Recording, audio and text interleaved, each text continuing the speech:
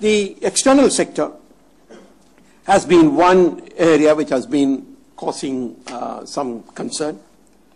Our estimate for 2012-13 is that the current account deficit will be of the order of $94 billion, which will be equivalent to 5.1% of the GDP.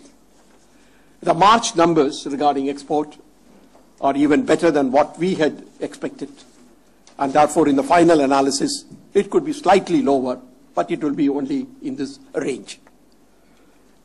Projecting for 2013-14, we expect the current account deficit to be at the order of $100 billion, which will be equivalent to 4.7% of the projected GDP.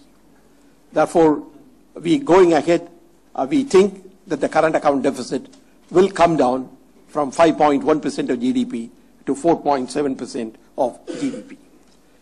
As far as the merchandise trade deficit is concerned, that is one part of the balance of payments current account. It is estimated to be $200 billion for 2012-13, which is 10.9% of GDP, which will go up to $213 billion, which will be 9.9% of the GDP. Implicit in this calculation is an export growth in 2013-14 of 9% and import growth of the order of 8%. The other element in the current account is the net invisible earnings. We estimate the net invisible earnings in 2012-13 as $105.8 billion. There are two important elements there, or three elements there.